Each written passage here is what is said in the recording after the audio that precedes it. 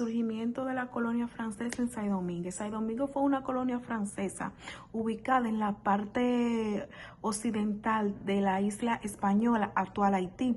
Su surgimiento y desarrollo estuvieron marcados por conflictos europeos, la explotación y recursos y sistemas económicos basados en la esclavitud, antecedentes históricos.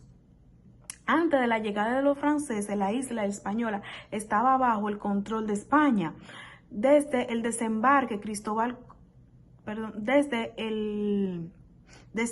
de Cristóbal Colón en el 1492.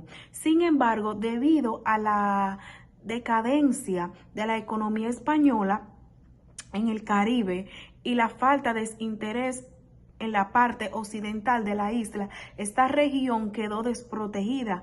A partir del siglo XXI,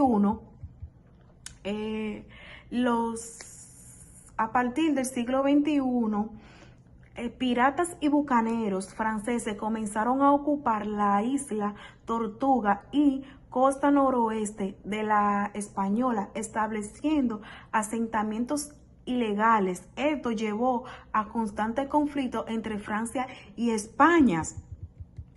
Tratado de Kiewicz y creación de Saint-Domingue en el 1697. El Tratado de Kiewicz, firmado en el 1697 entre España y Francia, puso fin a la Guerra de los 9 años y reconoció oficialmente la soberanía francesa sobre la parte occidental de la isla. A partir de este momento, Francia estableció formalmente la colonia Saint-Domingue, que se convertiría en una de las posiciones más ricas del Imperio francés. Hasta aquí en mi exposición. Buenas, me llamo Melissa, soy de Neiva y voy a hablarles sobre el surgimiento de la colonia francesa de Saint-Domingue, que la economía y el desarrollo de la colonia. Saint-Domingue se convirtió rápidamente en una de las colonias más prósperas del Caribe, basada en un sistema de plantaciones esclavistas que explotaban la producción de azúcar. Era el principal producto de exportación, y el café, estaba el tabaco, el añil y el algodón. Para mantener esa economía, los franceses implementaron un sistema esclavista brutal. Se estima que más de 800.000 esclavos fueron traídos a la colonia, convirtiéndola en la más importante de las Antillas en el siglo XVIII. La sociedad colonial, la sociedad en Saint-Domingue estaba dividida en varias clases, que eran grandes blancos y dueños de plantaciones y la élite colonial, y pequeños blancos que eran artesanos, los comerciantes y los trabajadores libres de color, eran los mulatos y negros libres. Muchos eran hijos de colonos franceses y africanas, mujeres africanas. Algunos poseían tierras y esclavos africanos, que eran lo que representaban más del 85% de la población y sufrían condiciones inhumanas. Conflictos y caminos hacia la independencia. Bueno, a finales del siglo XVIII, las ideas de la Revolución Francesa en el año 1789 llegaron a Saint-Domingue, impulsando revueltas entre los esclavos y los libres de color, y en el año 1791 estalló una gran insurrección liderada por Toussaint Louverture, y marcando el inicio de la revolución haitiana, que culminó con la independencia de Haití en el año 1804. Hasta aquí fue mi parte, muchas gracias. Se convirtió en la primera república negra del país. La independencia de Haití marcó el fin de la colonia francesa de Saint-Domingue y tuvo un impacto significativo en la región del Caribe y en el mundo atlántico. La revolución haitiana fue un hito histórico que tuvo un impacto profundo en el mundo.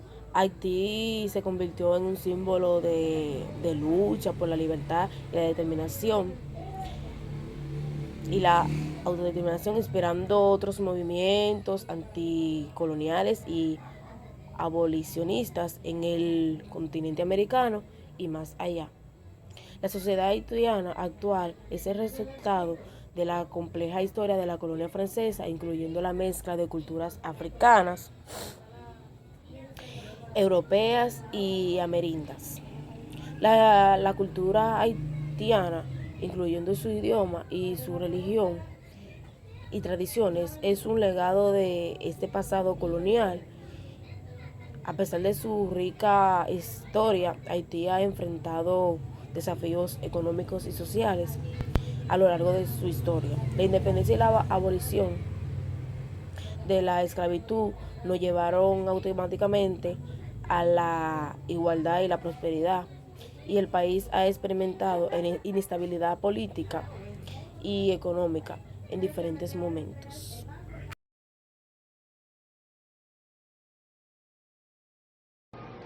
Hola chicos, mi nombre es Ashley Maite Mateo Frías y les voy a estar compartiendo en mi exposición lo que son las consecuencias inmediatas de la devastación de 1906.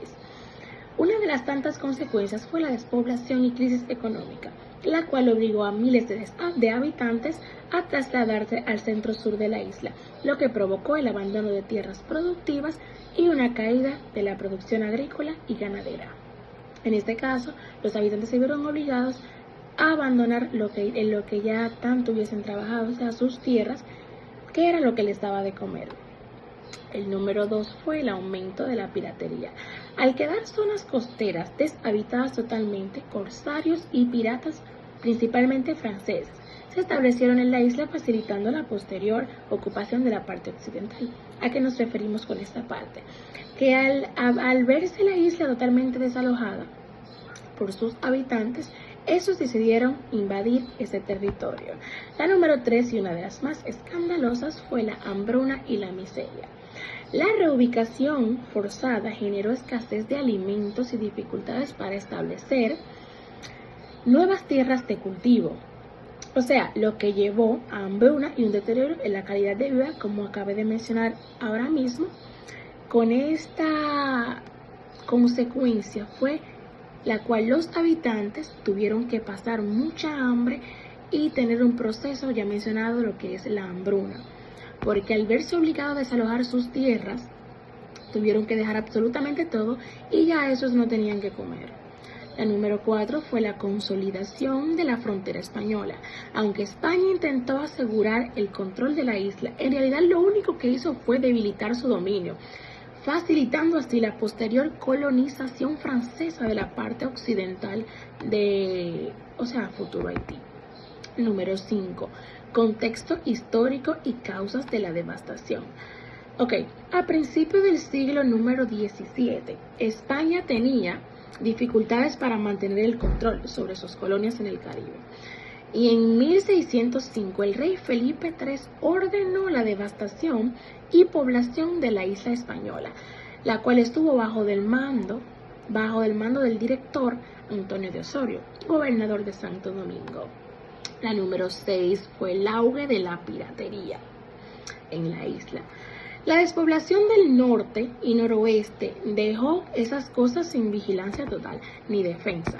O sea, esto fue una de las causas que permitió que los piratas, corsarios y filibusteros extranjeros se establecieran en la isla y crearan refugios en la isla. O sea, esa fue la parte que permitió que estos accedieran a la isla y la invadieran, allá crearan sus viviendas y una nueva vida.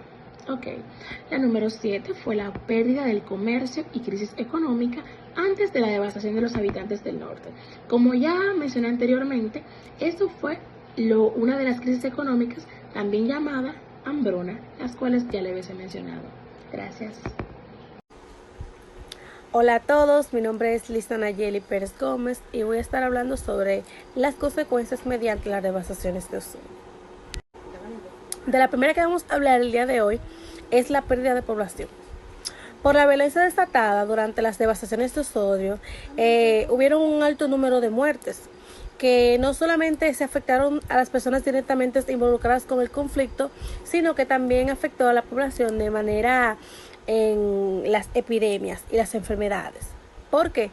Por las faltas de atenciones médicas que habían y las faltas de lugares donde se podían atender, porque las infraestructuras estaban dañadas por los conflictos que se realizaban, y esto facilitaba a la propagación de epidemias por la falta de higiene y la falta de atención. De lo siguiente que voy a estar hablando es sobre los desplazamientos forzados, porque es también algo que hay que destacar, porque muchas familias tuvieron que desplazarse hacia otros lugares por temor a ser víctimas de estos ataques, no solamente por su bienestar físico y emocional, sino también por sus redes sociales y familiares, dejando comunidades fragmentadas y vulnerables. También por el desplazo que se perdían las costumbres. ¿Por qué? Porque mientras se iban desplazando de lugar a lugar, tenían que acostumbrarse a las costumbres que habían en esos lugares, entonces se van poniendo las costumbres natales que habían. Y ahí poco a poco se iban perdiendo lo que son temas culturales y costumbres que venían de hacia atrás, y se iban perdiendo lo que son las cosas de generación en generación y familiares. Otra consecuencia fue el impacto económico. Algo que fue muy importante, porque de ahí, con el impacto económico, esto afectó lo que son los ingresos agrícolas y del ganado. Esto llevó a una crisis alimentaria a nivel nacional, donde las comunidades dependían de los cultivos para sobrevivir y no podían hacerlo porque había escasez. Entonces muchas personas se vieron forzadas a buscar nuevas formas de subsistencia donde se escaseaban las oportunidades, porque si vivían de eso era muy triste y muy casi imposible que pudieran seguir viviendo a partir de esas cosas. O todo también creció, todo se hizo más caro y más difícil de conseguir, y con las escasez económicas que había, ya no había para comprar, todo se hacía más difícil, las familias pasaban mucho más necesidades. Otra de las consecuencias que habían era los cambios sociales. Las tensiones entre diferentes grupos étnicos aumentaron debido a la competencia por recursos escasos e injusticias sufridas. Esto pudo haber llevado a conflictos como a cambios en las dinámicas de poder locales, donde algunos grupos pudieron haber intentado aprovecharse de la debilidad de otros y de hacerse líderes sobre otros y de utilizar a otros para su bienestar y dejando al otro más para abajo. De ahí viene lo que es la clase alta, la clase baja, los que pueden más, los que pueden menos, los que tienen que luchar más para conseguir, lo que lo tienen y se aprovechan de esto, todo eso. Otro era que también la alteración cultural. Y esto va de la mano con uno que mencioné más arriba, que fue el desplazamiento forzado y los cambios sociales. Con todo eso viene la alteración cultural, porque las pérdidas masivas de vidas que hubieron ahí en las devastaciones de 1606, esto significó también la pérdida cultural masiva. Porque las tradiciones sociales que habían y las prácticas y conocimientos sobre el entorno natural en que estaban eran transmitidos de generación en generación. Entonces, como había que, con los desplazamientos y la falta de y la falta de costumbres que se le daban a los anteriores y la necesidad de adaptación a los lugares que se desplazaban, se iban perdiendo esas costumbres. Y muchas comunidades tuvieron que adaptarse a nuevas realidades, lo que llevó a la dilución e incluso la extinción de ciertas costumbres. Otras consecuencias mediatas fueron las reformas políticas. A partir de estas devastaciones tuvieron que tomar reformas políticas las autoridades que llevaron a la necesidad de implementar esas reformas para restaurar el orden y evitar desastres futuros. Esto incluía las medidas para mejorar la seguridad y restaurar la economía, ayudar a los desplazados y poder instaurarlos en un lugar y poder brindarles mejor servicio para que ellos se pudieran acostumbrar al tipo al tipo de tierra, o sea, al tipo de comunidad diferente y poder estar más tiempo ahí más tranquilos y todo eso. Sin embargo, estas reformas no siempre eran efectivas o justas. ¿Por qué? Porque algunas personas se aprovechaban de esta y utilizaban los beneficios que se le daban a los más necesitados para ellos sustentarse y más y más y más, y al que no tenía le daban menos y al que tenía mucho le daban más. Y muchos de esos casos perpetuaron en desigualdades existentes. Es todo, gracias. Mi tema es diferencias y similitudes entre bucaneros, filibusteros, corsarios y piratas. A lo largo de la historia, el mar ha sido un escenario de numerosas actividades marítimas, algunas legales y algunas no tanto. Las similitudes son: todos se dedicaban al saqueo de barcos y poblaciones costeras, operaban en el Mar Caribe, el Atlántico y otras regiones estratégicas. Eran conocidos por su valentía y habilidad en combates navales. Se movían en barcos bien equipados con cañones y tripulación armada. Diferencias: los piratas eran criminales sin ninguna autorización oficial, robaban barcos de cualquier nación y atacaban sin importar la bandera, no obedecían ninguna ley y eran perseguidos por todas las naciones europeas. Corsario: tenían permiso de su gobierno, una patente de corso, para atacar barcos enemigos. Solo atacaban barcos de países rivales, siguiendo ciertas reglas. Eran una especie de piratas legales que beneficiaban a su nación. Los bucaneros inicialmente eran cazadores en la isla del Caribe, especialmente la Española. Luego se dedicaron al ataque de barcos y colonias españolas. Actuaban en pequeños grupos y tenían una estructura tan organizada como los corsarios.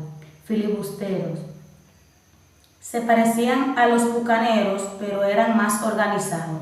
Eran una mezcla de piratas y corsarios, ya que a veces tenían apoyo de ciertos gobiernos. Se concentraban en atacar barcos españoles en el Caribe. Aunque estos grupos compartían el hecho de vivir del saqueo y la violencia en el mar, sus diferencias radicaban en si actuaban por cuenta propia o con el respaldo de un gobierno. Mientras los corsarios eran autorizados, los piratas eran criminales. Los bucaneros y filibusteros estaban en un punto intermedio, atacando principalmente a los españoles.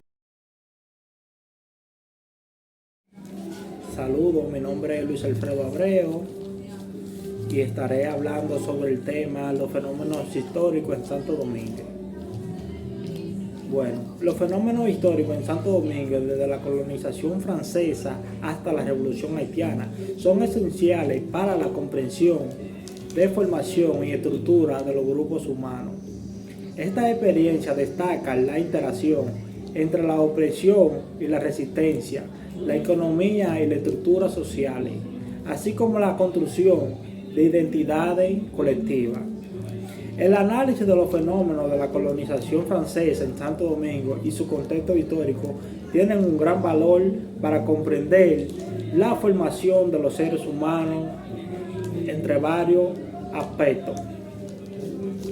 La clase social en la colonización se dividieron de manera extremadamente rígida entre los colonos blancos y los esclavos africanos y los mestizos. Bueno, hasta aquí mi exposición.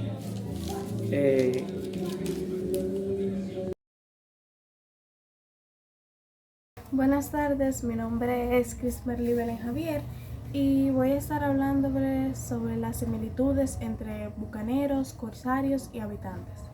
Los bucaneros y corsarios se dedicaban a la piratería o los ataques marítimos. Atacaban barcos y colonias en el Caribe, especialmente durante los siglos XVII y XVIII. Los corsarios eran ciudadanos de algún país que tenían autorización para atacar. Los habitantes y los corsarios ambos podían vivir en ciudades costeras y podían participar en el comercio. Los bucaneros en su mayoría vivían en islas o colonias y se dedicaban al comercio o a la caza. Los habitantes se volvían bucaneros para sobrevivir. En conclusión, los bucaneros y corsarios eran navegantes y guerreros, y los habitantes eran cualquier persona que viviera en un territorio, aunque podía involucrarse en actividades marítimas. Gracias. Bueno, en mi anterior video yo estuve hablando sobre las similitudes entre bucaneros, corsarios y habitantes, y en este voy a estar hablando sobre la diferencia de esos. Bueno, como le dije en mi anterior video, los bucaneros eran piratas en el Caribe, que especialmente en el siglo XVII y XVIII, que al principio eran cazadores de islas como la Española, pero cuando los españoles los expulsaron, ellos se dedicaron a saquear barcos y colonias. Estos no se regían por ningún país, rey o gobierno, todo lo hacían por cuenta propia. En cambio de los corsarios, que estos se regían, tenían permiso de un rey o un gobierno llamado patente de corso, atacaban barcos o ciudades enemigas y se repartían el botín con su nación. Fueron usados por Inglaterra, Francia y España y otros países en tiempo de guerra. En cambio de otros piratas, cuando los capturaban, estos se podían liberar mostrando su patente.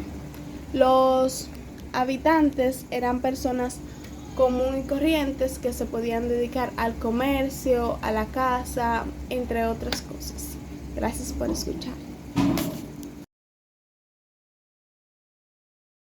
Durante la época colonial, la isla de la Española fue un punto clave para los europeos y por lo tanto un objetivo frecuente de ataques piratas. Los piratas eran ladrones del mar sin lealtad a ninguna nación, mientras que los corsarios trabajaban con permiso de gobiernos como España, Francia o Inglaterra para atacar barcos enemigos. También estaban los bucaneros y filibusteros, que comenzaron como cazadores en la isla de la Tortuga y luego se dedicaron a la piratería, atacando principalmente barcos españoles. Los habitantes de Santo Domingo y otras ciudades costeras sufrían estos ataques con saqueos y destrucción. Para defenderse se construyeron fortalezas como la fortaleza de Osama y el fuerte de San Felipe. Aunque algunos lugareños llegaron a conectar, o más bien a comerciar con los piratas, o incluso a unirse a ellos. Uno de los ataques más famosos fue el del corsario inglés Francis Drake en 1586, quien saqueó Santo Domingo y pidió un rescate para no destruirla.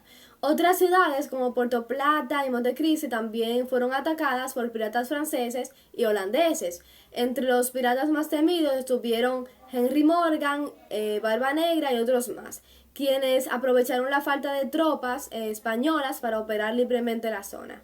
La vida cotidiana en Santo Domingo giraba en torno a la agricultura y el comercio con España.